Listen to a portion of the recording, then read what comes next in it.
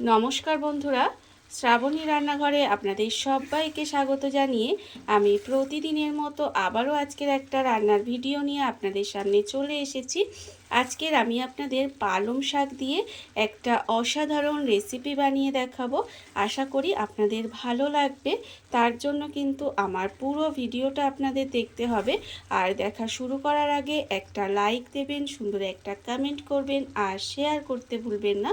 তাহলে চলুন আজকের আমি এই পালং শাকের রেসিপিটা কিভাবে বানিয়েছি সেটা আপনারা একবার দেখে নিন।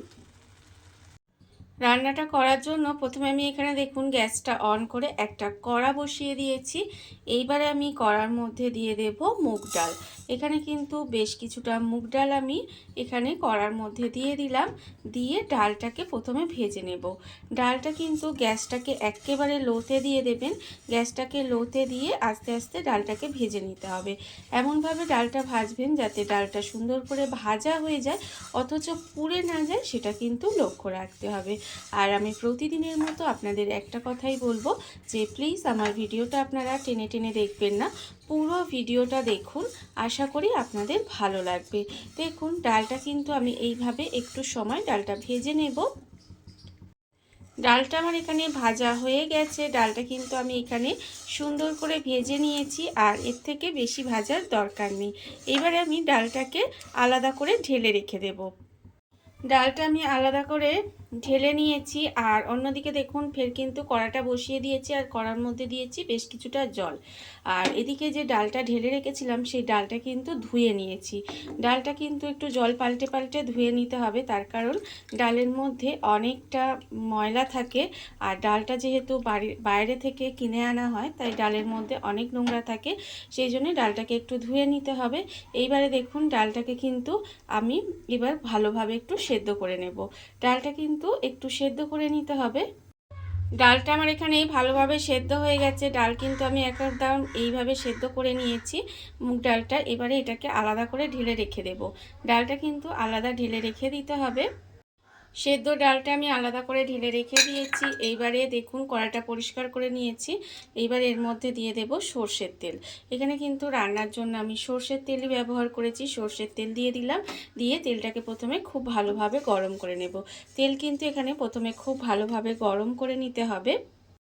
তেল আমার এখানে ভালোভাবে গরম হয়ে গেছে। এইবার আমি এর মধ্যে দিয়ে দেব দেখুন দুটো তেজপাতা, আর দেব আমি এখানে দুটো শুকনো লঙ্কা। তেজপাতা আর শুকনো লঙ্কাটা প্রথমে একটু তেলের মধ্যে দিয়ে নেড়ে চেড়ে ভেজে নেব। এটা কিন্তু প্রথমে একটু ভেজে নিতে হবে। আর আমার চ্যানেলের নতুন বন্ধু পুরনো বন্ধু সবাইকেই বলছি আমার তরফ থেকে অনেক অনেক ভালোবাসা। নতুন বন্ধুদের বলবো যদি আমার চ্যানেলটা সাবস্ক্রাইব করেন তাহলে পাশে থাকা বেল বাটনটা অবশ্যই প্রেস করে দেবেন, যাতে আমি যখনই কোনো নিত্য নতুন ভিডিও আপলোড করব সবার প্রথমে আপনাদের কাছে নোটিফিকেশান চলে যাবে এবং আপনারা আপনাদের সময় মতো ভিডিওটা দেখে নিতে পারবেন। আর পুরনো বন্ধুদের বলবো এইভাবে আমার পাশে থাকার জন্য, আমাকে এগিয়ে যেতে সাহায্য করার জন্য আপনাদের অসংখ্য অসংখ্য ধন্যবাদ। দেখুন এখানে কিন্তু তেজপাতা আর লঙ্কাটা আমার এখানে ভাজা হয়ে গেছে, এটা আমি ভেজে নিয়েছি। এইবার আমি এর মধ্যে দিয়ে দেব গোটা জিরে। এখানে কিন্তু অল্প সামান্য একটু গোটা জিরে ফোড়ন দিলাম। দিয়ে এবার এই সমস্ত ফোড়নটা কিন্তু একটু লাল করে ভেজে নিতে হবে। এটাকে একটু লাল করে ভেজে নেব। ফোড়নটা এখানে লাল করে ভাজা হয়ে গেছে। এইবার আমি এর মধ্যে দিয়ে দেব আলু। এখানে কিন্তু একটা আলুকে এইভাবে একটু ছোট ছোট করে ডুমো করে কেটে রেখেছি, সেই আলুটা এখানে দিয়ে দিলাম। আর এবারে আমি আলুটাকে একটু নেড়ে চেড়ে প্রথমে ভেজে নেব। আলুটা কিন্তু এখানে নেড়ে চেড়ে প্রথমে ভেজে নিতে হবে। আর এই পালং শাকের রেসিপিটা আপনারা তো অনেক রকমভাবে পালং শাক রান্না করে খেয়েছেন, বা আমিও আপনাদের অনেক রকমভাবে পালং শাক রান্না করে দেখিয়েছি। একবার এইভাবে পালং শাকটা রান্না করে খেয়ে দেখবেন, আশা করি আপনাদের ভীষণ ভীষণ ভালো লাগবে। দেখুন আলুটা কিন্তু প্রথমে একটু ভেজে নেব। আলুটা এখানে একটু সময় ভেজে নিয়েছি। এইবারে আমি এর মধ্যে দিয়ে দেব শিম। এখানে কিন্তু শিমগুলোকে আমি ভালোভাবে ধুয়ে এইভাবে একটু দু টুকরো করে কেটে রেখেছি, সেই শিমটা এখানে দিয়ে দিলাম। আর দেবো এখানে বেগুন। বেগুনটাও কিন্তু এখানে এইভাবে একটু দিয়ে দেবো। দিয়ে এবার এই আলু, শিম, বেগুন এই সমস্ত কিছু কিন্তু একসঙ্গে একটু ভালো করে ভেজে নিতে হবে। এইভাবেই কিন্তু এটা একটু সময় ভেজে নেব। সবজিটা আমার এখানে ভাজা হয়ে গেছে। সবজিটা আমি এখানে সুন্দর করে ভেজে নিয়েছি। এবারে আমি এর মধ্যে দিয়ে দেব পালং শাক। এখানে কিন্তু একদম ফ্রেশ কচি পালং শাক আমি এইভাবে একটু টুকরো টুকরো করে কেটে রেখেছি। সেই পালং শাকটা আমি এর মধ্যে দিয়ে দিচ্ছি। পালং শাকগুলো কিন্তু এর মধ্যে দিয়ে দিতে হবে। দিয়ে এবারে একটু সময় এটাকে ঢাকা দিয়ে রান্না হতে দেবো, যাতে এই পালং শাকটা একটু নরম হয়ে এটা কমে একটু নরম হয়ে যায়। ততক্ষণ পর্যন্ত কিন্তু এইভাবে একটু ঢাকা দিয়ে রান্নাটা করে নেব। ঢাকা দিয়ে আমি এটা বেশ কিছুক্ষণ এইভাবে রান্না করে নিয়েছি। এর ফলে দেখুন শাকটা কিন্তু অনেকটাই নরম হয়ে গেছে। এইবারে শাকটাকে এইভাবে একটু উল্টিয়ে পাল্টিয়ে দেব। সবজির সঙ্গে শাকটা কিন্তু এইভাবে একটু সময় উল্টিয়ে পাল্টিয়ে আর একটু সময় রান্না করে নিতে হবে। দেখুন এইভাবে কিন্তু উল্টিয়ে পাল্টিয়ে দেব। উল্টিয়ে পাল্টিয়ে দিয়ে এইবারে আমি এর মধ্যে দিয়ে দেব দেখুন কড়াইশুঁটি।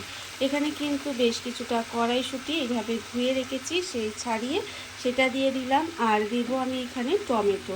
এখানে কিন্তু একটা একটু বড় সাইজের টমেটোর আধখানা দিয়েছি। এইবারে সমস্ত কিছু কিন্তু এইভাবে একটু নাড়িয়ে ছাড়িয়ে নেব।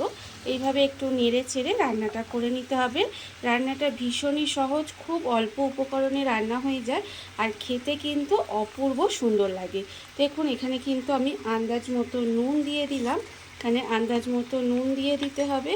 আর দেব আমি এখানে হলুদের গুঁড়ো, আর আমি দেব ঝালের জন্য সামান্য অল্প একটু লঙ্কার গুঁড়ো, আর আমি এর মধ্যে দেব চিনি।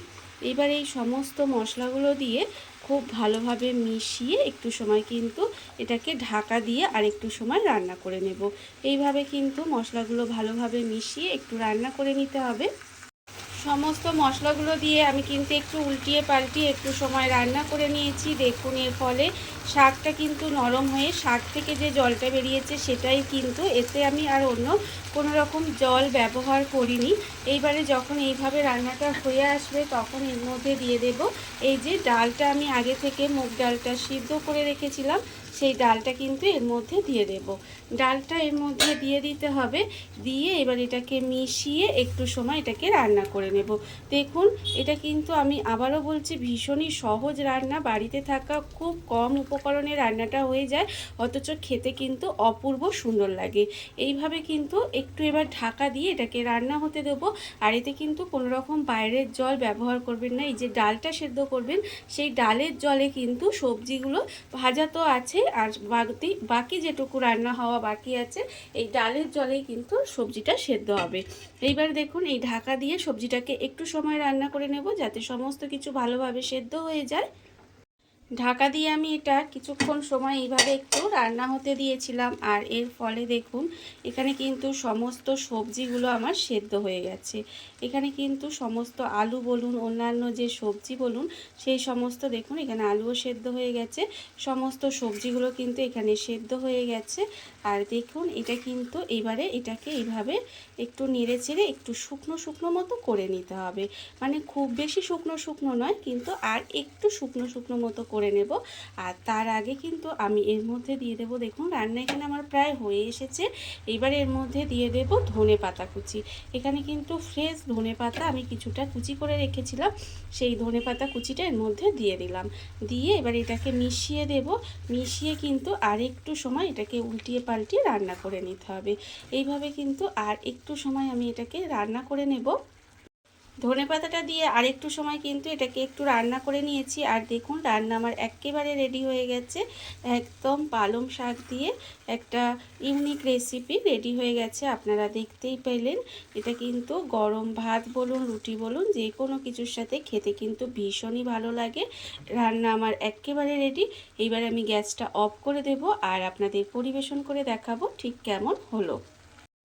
দেখুন বন্ধুরা, বাড়িতে থাকা কত অল্প উপকরণে কত অল্প সময় কত সুন্দর একটা পালং শাকের রেসিপি তৈরি হয়ে গেছে, আপনারা দেখতেই পেলেন। আর এটা কিন্তু খেতে অসম্ভব সুন্দর হয়। এইভাবে আপনারাও একদিন হলেও বাড়িতে বানিয়ে দেখতে পারেন। আর এই ভিডিওটা যদি আপনাদের ভালো লেগে থাকে আপনারা আমার চ্যানেলটা সাবস্ক্রাইব করে এইভাবে আমার পাশে থেকে যেতে পারেন।